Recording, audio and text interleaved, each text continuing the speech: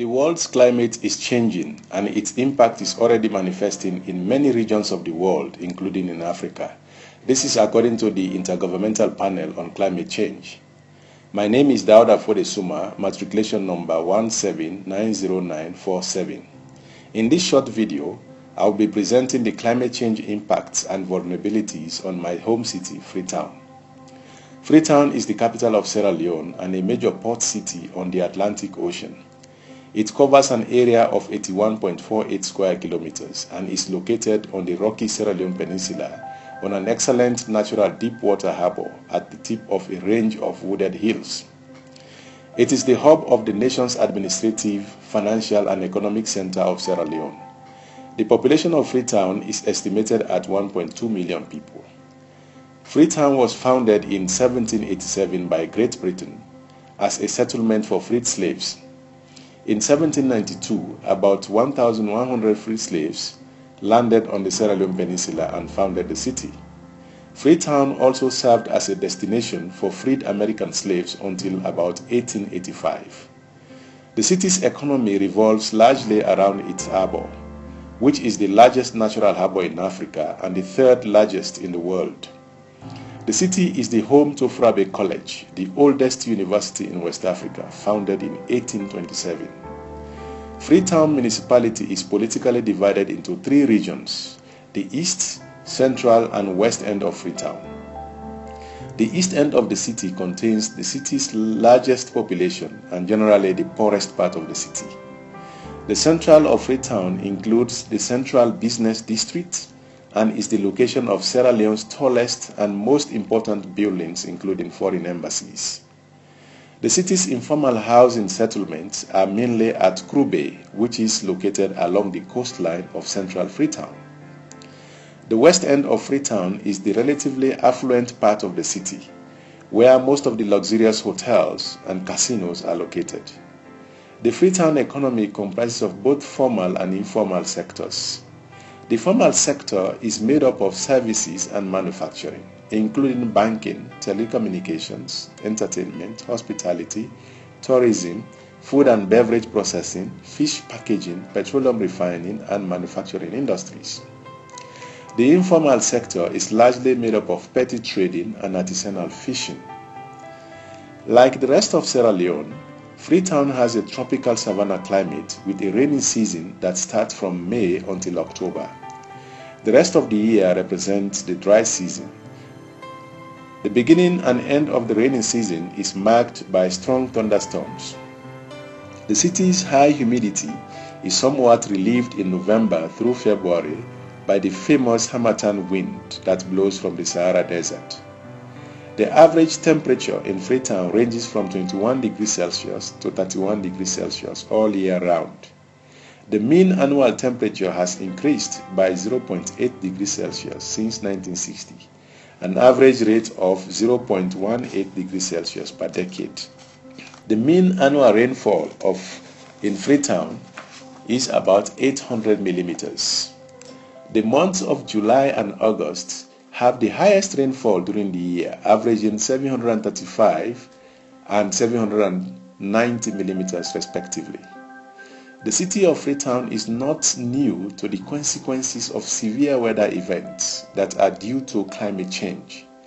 The location of the city, which is at the bottom of the hills of the Freetown Peninsula, overlooking the Atlantic Ocean, makes it very vulnerable to flooding events during the rainy season. The situation is often worsened by the continuous deforestation of the hilltops due to construction activities, as well as the dumping of domestic waste in waterways. Freetown has been experiencing unusual torrential rainfall every rainy season.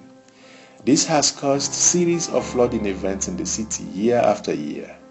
For example, in 2016, some of the low-lying parts of the capital were heavily flooded during the rainy season, killing at least 10 people and destroying properties and displacing over 50,000 people.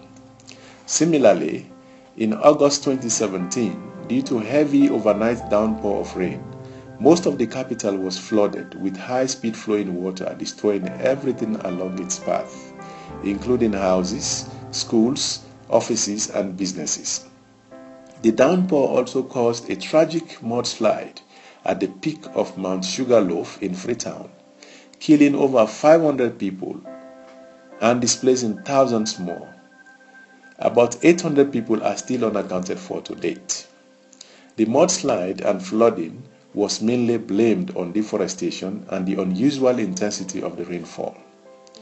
The IPCC's fifth assessment report presented 4 scenarios on future climate change, known as representative concentration pathways. The highest emissions scenario, which is RCP 8.5, projected global warming of 4.5 degrees Celsius by 2100. The climate-related risks as temperature rises include agricultural productivity, human health, water resources that will be severely impacted on some regions. At a warming of 4 degrees Celsius, there would be high risks of food insecurity, loss of livelihoods and income, lack of drinking and irrigation water, among others. In West Africa, IPCC projections indicate that temperatures will rise by between 3 degrees Celsius and 6 degrees Celsius by the end of the 21st century under a range of scenarios. The Sahel and West Africa are projected to be the hotspots of climate change. Projections also indicate that unprecedented changes in climate will occur earliest in these regions by the late 2030s to early 2040s. On rainfall, projections of changes in regional rainfall is low due to model variations. However, many global models indicate a wetter rainy season with a small delay in its onset by the end of the 21st century. On extreme events, projections of risks of drought are inconsistent for this region. However, an increase in rainfall intensity was observed with medium confidence, although projections indicate slight or no change in heavy rainfall in most areas, also medium confidence. According to UNDP climate change profile for Sierra Leone, the mean annual temperature in Freetown is projected to increase from 1 degree Celsius to 2.6 degrees Celsius by the 2060s and from 1.5 degrees Celsius to 4.6 degrees Celsius by the 2090s. The range of projections by the 2090s under any one emissions scenario is 1 degree Celsius to 2 degrees Celsius. All projections indicate substantial increases in the frequency of days and nights that are considered hot in the current climate. Projections of average annual rainfall vary over different models, but tend towards overall increases, particularly in the latter half of the year. The key sectors most vulnerable to climate change in Freetown include residential areas, schools, offices, commercial businesses, water sources, and human health. Most of the residential homes, schools, offices, and businesses are in low-lying areas in the capital and are often inundated by floods during the rainy season. Also, the slum areas along the coastline and other makeshift dwellings in between the hills are most of the time either submerged or washed off by the floods, leading to loss of lives and properties. In addition, due to more intense rainfall, drinking water sources are contaminated, increasing the risks of outbreak of waterborne diseases like cholera and other related illnesses. The floods also create breeding grounds for water pathogens like malaria-carrying mosquitoes. Furthermore, commercial activities in the city will be impacted due to disruptions to transportation services by the floods. The fishing industry, particularly the poor fishing communities, are also impacted by the floods. The potential transboundary impacts of climate change relates to disruptions of land and sea transportation routes. Most of the capital's petty traders rely on sea transport services to buy and sell goods to and from neighboring countries like Guinea and Liberia. Any extreme weather event that causes instability of the high seas will affect sea transport.